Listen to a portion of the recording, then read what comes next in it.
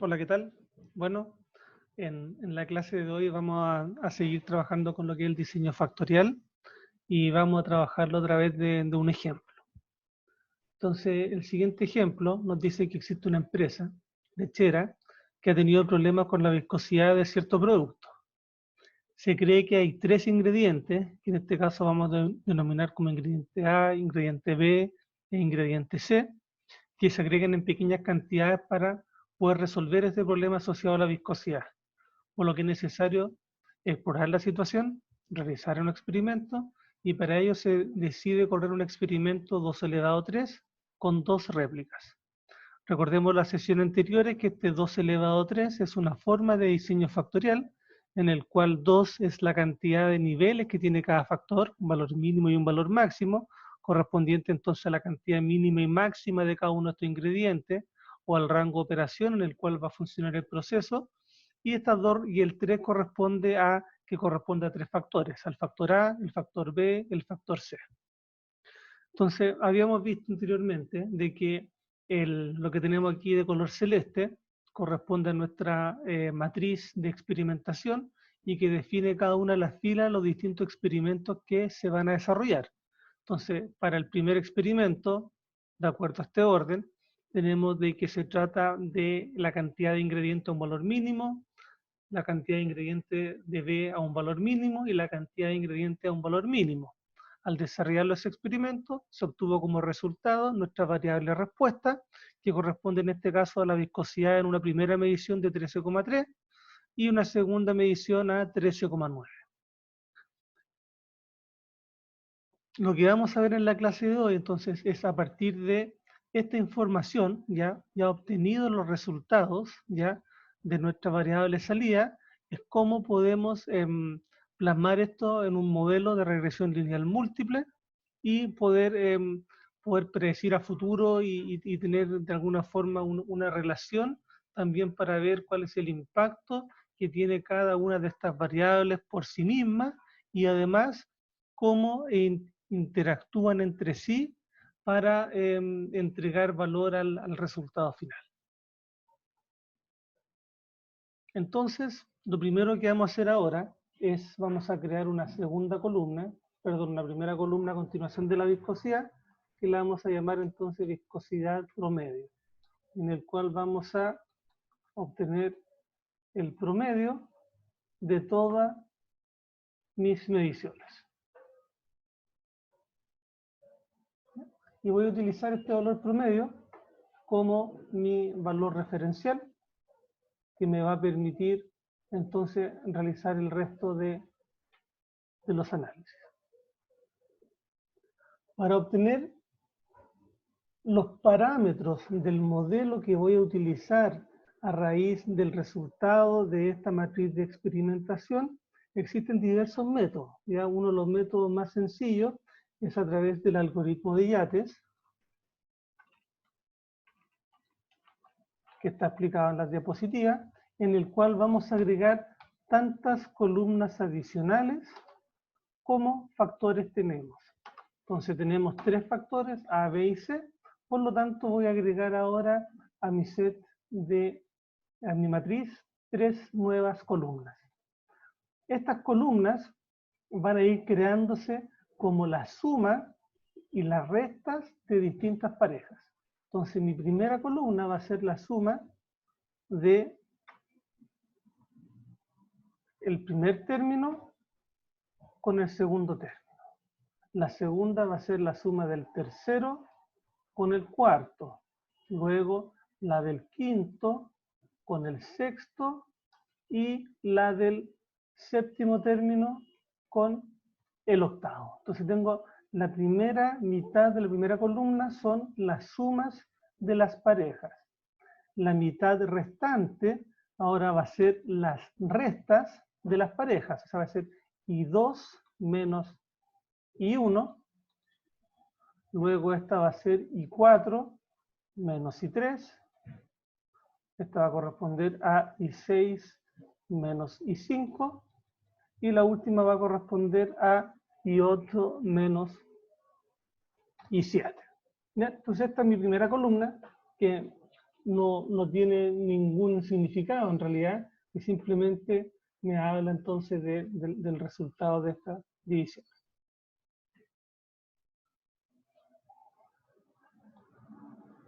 La segunda y la tercera columna es el mismo ejercicio y que se van basando en la columna anterior. Entonces, si el resultado de esta columna la obtuve a partir de esta, que es el resultado, la segunda columna la voy a tomar a partir de esta primera. Por lo tanto, lo que voy a hacer es simplemente arrastrar esta columna completa para obtener entonces el resultado de la suma en este caso y el resultado de la resta en este otro caso. Y lo mismo voy a hacer para completar ahora la tercera columna. Y este consiste en el algoritmo de Yates.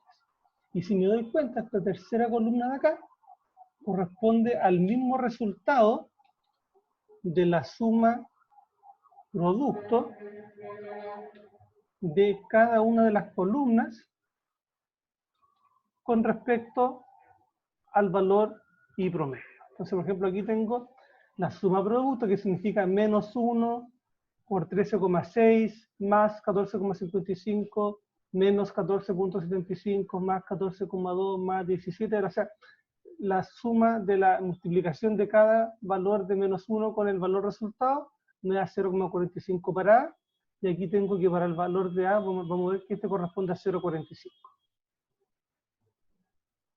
Entonces aquí tengo 11,2, este 11,2 corresponde al valor de B, que debiera corresponder a este valor de acá, que al parecer tengo... Ah, no, aquí esto no lo fijé. Claro, ahí está el problema. Ahí está, 4,75. Y este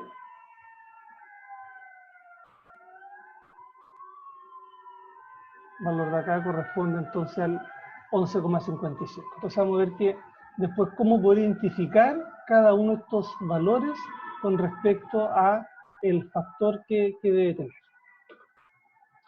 El algoritmo YAT es un algoritmo que simplifica el uso de la tabla, porque si yo tengo aquí, por dar un ejemplo, estos tres factores, aquí tengo mi valor de I, después vienen las interacciones, tengo AB, tengo AC, tengo BC y tengo ABC. Entonces habíamos dicho que cada uno de estos corresponde entonces a un término del modelo de regresión lineal. Y si yo tengo aquí, bueno, 8, voy a tener 8 columnas. Si tengo 16, voy a tener 16 columnas. 32, 32 columnas. En cambio, el algoritmo de Yates aumenta solo en la medida de la cantidad de los factores. Entonces, por lo tanto, es mucho más simple y sencillo de poder trabajar a través del algoritmo de Yates.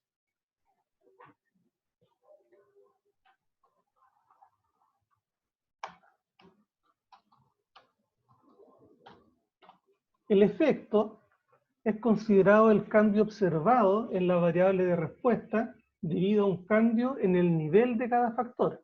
Y para calcular el efecto, me voy a basar en el último dato obtenido a través de la columna de Yates y lo voy a dividir por la cantidad total de experimentos dividido en 2. O sea, tengo 8 experimentos, así que este valor lo voy a dividir en 4. Y este representa el valor entonces del efecto. Para obtener el valor del parámetro, va a corresponder al valor del efecto multiplicado por 2. Perdón, no multiplicado. Dividido en 2. Y este corresponde entonces ahora al valor del parámetro de mi modelo de regresión lineal. Este es el coeficiente que ahora vamos a ver que representa a cada uno de los distintos factores. Para poder determinar a qué factor corresponde, simplemente nos vamos a basar en la columna, en la matriz de experimentación, y vamos a ver para cada fila los signos positivos que tiene. Entonces tenemos que en la primera fila no tenemos ningún signo positivo, tenemos menos, menos y menos, por lo tanto esto mientras tanto lo vamos a dejar en blanco. En la segunda fila tenemos solamente en la columna A un signo positivo, por lo tanto este valor de acá corresponde al factor A.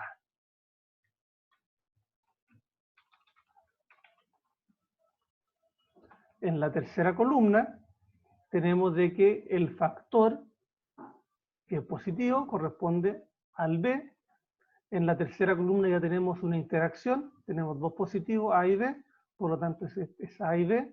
En la tercera solamente el C. En la cuarta tenemos nuevamente una interacción que corresponde a la interacción AC. Ahora tenemos la interacción BC. Y por último tenemos todos los signos positivos en esta fila, así que este corresponde a la interacción triple ABC. Entonces aquí tenemos cada uno entonces de los términos y este corresponde al parámetro dentro del modelo de regresión lineal. El primer término, que no tiene asociado aquí un signo positivo, va a corresponder a el intercepto o al beta 0. Por lo tanto, entonces mi modelo aquí de regresión lineal múltiple va a ser el I, el predicho, va a ser igual a un beta 0, que es igual a 15,71, más 0,056A, más 0,59B, más 1,433C, más 0,25AB, menos 0,04AC, más 0,39BC y más 0,63ABC. El signo que tengamos acá, el signo positivo, quiere decir de que existe una relación directa. A medida que aumenta este factor, va a aumentar el resultado de la variable observada, mientras que el signo negativo significa que existe una relación inversa.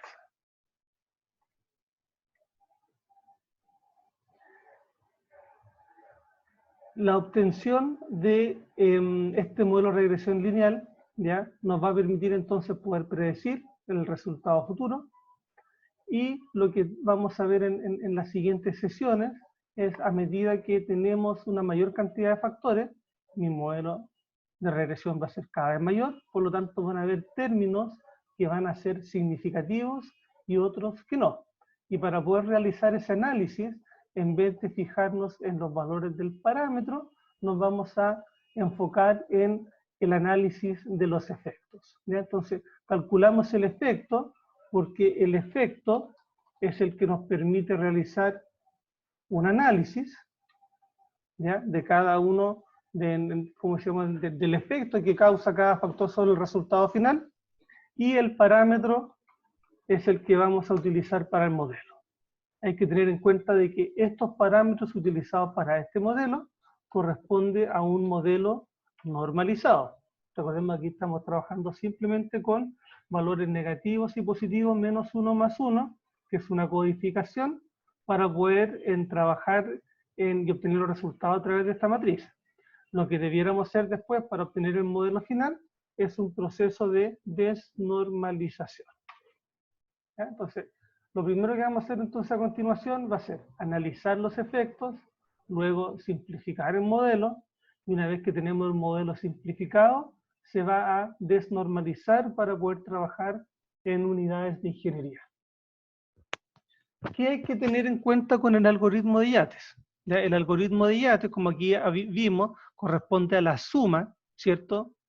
Y a las restas de esta columna ordenada. Significa que esta columna de matriz de experimentación del diseño tiene que tener este orden, ¿ya? Si no tiene este orden, entonces las sumas no van a concordar y no nos va a resultar. Estos números de experimentos, recordemos que simplemente son una referencia para orientarnos y ayudarnos a obtener este resultado. No significa el número y el orden en el cual deben realizarse los experimentos. Bueno, eso es todo por ahora. Gracias.